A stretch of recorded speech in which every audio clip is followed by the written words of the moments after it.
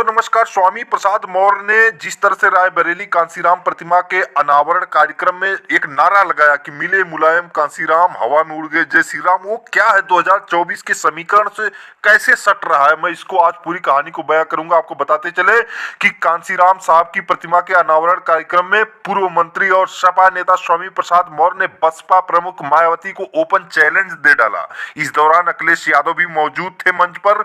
अपनी तीखी बयानबाजी से हमेशा चर्चा में दलित पिछड़ों की आवाज उठाने वाले के नाम पे हमेशा चर्चा में रहने वाले पूर्व मंत्री सपा के राष्ट्रीय महासचिव स्वामी प्रसाद मौर्य ने रायबरेली की धरती से बसपा प्रमुख मायावती को चैलेंज दे डाला।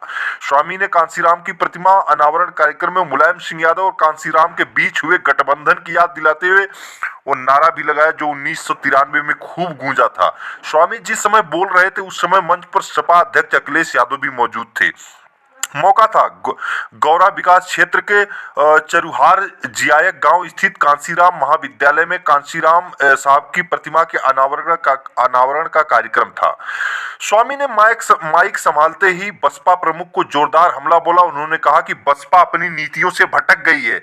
स्वामी आगे कहते हैं कि बसपा का पूरी तरह सफाया हो चुका है। बसपा के सभी नेता और विधायक साथ छोड़ चुके हैं। स्वामी ने 1993 वाला दौर याद दिलाते हुए कहा कि जब जब भाजपा का आतंक बढ़ा है तब तब इस देश के गरीब मजलूम अपने अपने सम्मान की हुंकार भरकर एक साथ खड़े हुए हैं।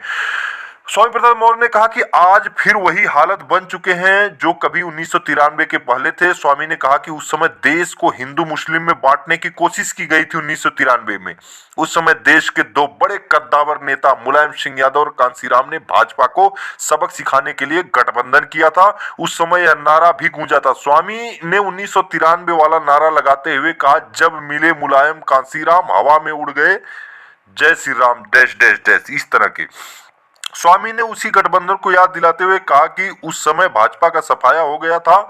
स्वामी ने सपा के मंच से मुलायम सिंह यादव और मुलायम सिंह गठबंधन की याद दिलाते हुए लोगों को सपा के साथ आने का आह्वान किया। स्वामी का यह बयान मायावती जी के लिए ओपन चैलेंज साबित हो सकता है। स्वामी ने रामचंद्र राजभर, लालजी वर्मा जैसे बड़े नेताओं का नाम लेते हुए कहा जो कभी बसपा में हुआ करते थे, आज वह सपा के साथ खड़ा है। स्वामी ने आगे कहा वह भी कभी बसपा में थे लेकिन आज सपा की विचारधारा से प्रभावित होकर अखिलेश के साथ खड़े हैं। मायावती जी पर हमलावर होते हुए स्वामी प्रसाद मौर्य ने कहा कि बसपा की नेता आज परेशान हैं। उन्हें लगता है कि बचा खुचा हमारा जनाधार अब सपा वाले लेकर ही रहेंगे।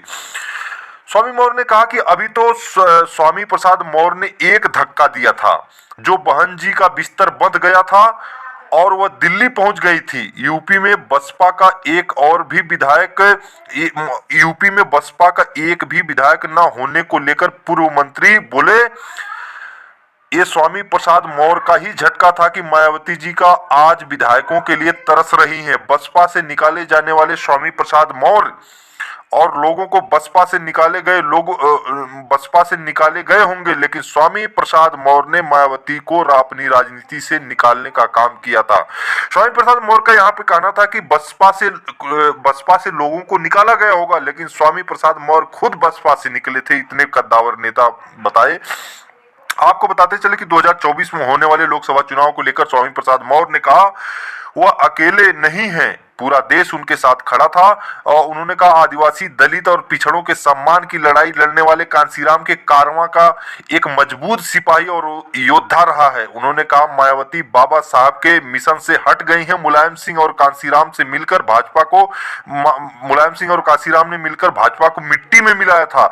स्वामी ने रायबरेली के मंच से लोकसभा चुनाव में भाजपा की विदाई का संदेश दे दिया। आपको बताते चले कि रायबरेली में कांसीराम की प्रतिमा का अनावरण करने के बाद स्वामी प्रसाद मौर्य ने भाजपा पर जोरदार प्रहार किया।